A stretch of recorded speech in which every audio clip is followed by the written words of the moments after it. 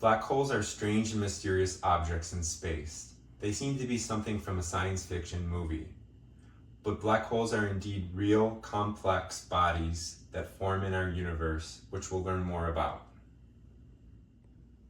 Black holes form when the center of a massive star collapses upon itself.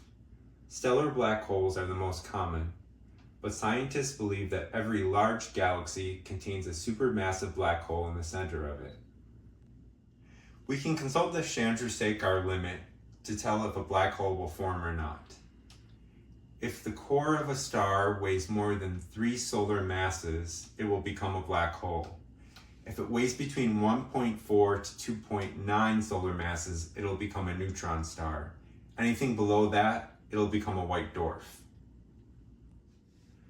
Let's check out this chart to see the different life cycles of stars. Beginning with a stellar nebula, an average star could be born, such as our sun, which would then transition to a red giant, then to a planetary nebula, and then to a white dwarf. Conversely, a massive star could come out of a stellar nebula, which would transition to a red supergiant, ending in a supernova, and then becoming either a neutron star or a black hole. It's important to know that if a neutron star accumulates more mass through its life and goes over the 3 solar mass weight limit, it will then transition to a black hole. What we perceive as gravity is really just a warping of space. Time and space are 2 parts of the same thing. You can't affect one while affecting the other. We have coined this phrase space-time to describe it as one unit. When a massive object warps space, it also warps time.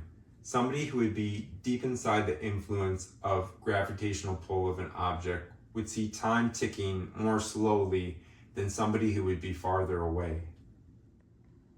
Black holes distort space and generate a puncture in the fabric of space-time. We can look at this diagram to see what a black hole looks like. And we can compare, we can use an analogy of a bowling ball on a trampoline, and the bending of the surface caused by mass pulling it down could be compared to the curvature of space-time in general relativity. This diagram is an example of a non-rotating black hole. In the very center in the middle is its singularity. General relativity predicts that the very center of a black hole is where all the matter is crushed into infinite density. This would be the final destination for anything that falls into the black hole. And it's still not clear if this is a physical point or purely a mathematical point. Scientists are still trying to figure this out. This would be the black hole's event horizon. And black holes have an escape speed greater than the speed of light. So if we think of the event horizon as a black hole surface, anything that passes past that point will stay there and it cannot escape. And because light can't escape black holes, they don't emit or reflect light. So they're very hard to spot in space. We can't spot them like normal stars. The distance between the singularity to the event horizon in a black hole is known as the Schwarzschild radius. And interestingly, the black hole solution and its geometry was founded by Karl Schwarzschild from Einstein's equations. Black holes grow by consuming other stars or merging with other black holes. We can look at this visual representation of a black hole to see what it might look like in space. And on it we can identify the event horizon, the middle being its singularity, and this also shows an accretion disk, which is the main light source of a black hole. If stars stray too closely to black holes, black holes can pull gases from the stars and consume them. And the gas will settle into a rapidly spinning disk that becomes quite hot. And matter gradually works its way from the outer edge to the inner edge towards the event horizon. And when it passes the event horizon, it'll be consumed inside the black hole. The accretion disk is usually shaped oddly because the gravitational field of the black hole tends to warp space-time, so the light follows in a distorted path. Ripples in spacetime are caused by energetic processes in the universe. In 1916, Albert Einstein predicted the existence of gravitational waves through his general theory of relativity. The strongest gravitational waves are caused by colliding black holes, supernova, and rotating neutron stars. On September 14, 2015, LIGO, or the Laser Interferometer Gravitational Wavelength Observatory, sensed undulating in spacetime caused by two colliding black holes located 1.3 billion light years away. This diagram shows gravitational waves from two colliding black holes and how it would distort spacetime. And at the time of the collision, the gravitational waves would be extremely violent, but by the time they reached Earth, they would be thousands of billions of times smaller. The Laser Interferometer Gravitational Wave Observatory has a device that can detect gravitational waves from black holes. It's composed of two large arms, 4 kilometers in length.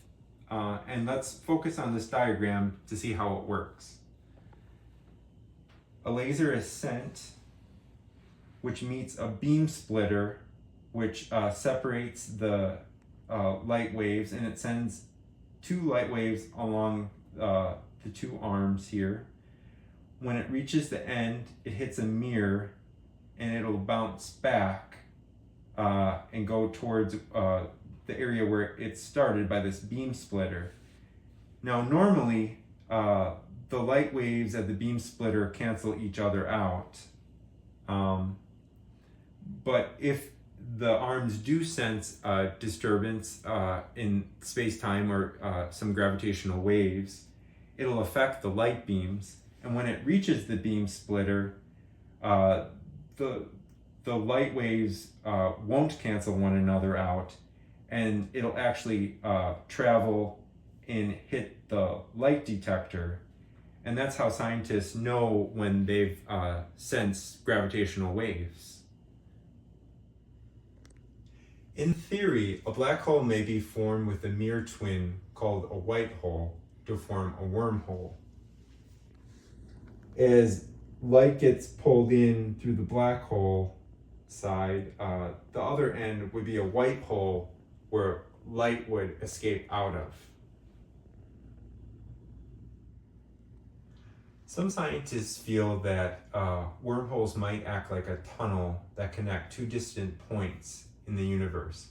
So instead of traveling millions of years from one galaxy to the next, a wormhole might allow you to travel that distance in a matter of hours or even minutes. Some feel that if one mouth of a wormhole is moved in a specific way, this might even lead to time travel. But many scientists disagree and think that wormholes could only be used as shortcuts.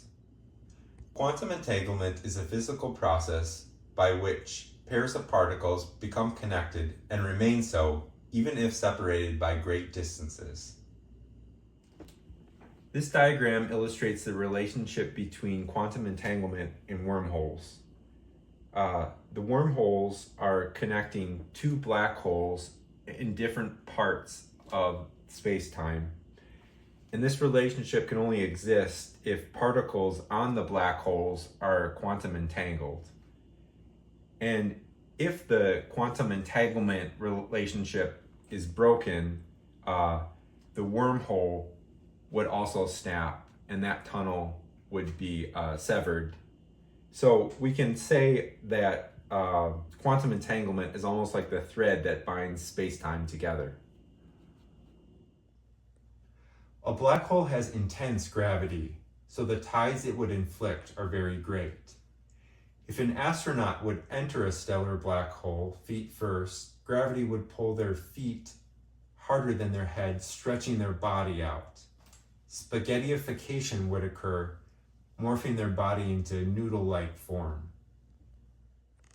Even though spaghettification sounds like a funny word, it's actually a real term used by astrophysicists. Even though the extreme gravity would tear somebody apart upon entering a black hole, it's interesting to think about what it might appear like on the inside. We can relate the Doppler shift when talking about somebody entering a black hole. If an observer was on the outside watching an astronaut enter a black hole, they would see things being redshifted as the astronaut entered the black hole at the horizon line. If somebody was inside a black hole, they would see the incoming light as being blue shifted, all light entering towards the black hole. I really enjoy doing this report. Black holes are so captivating since we still don't know much about them. I look forward to the endless possibilities.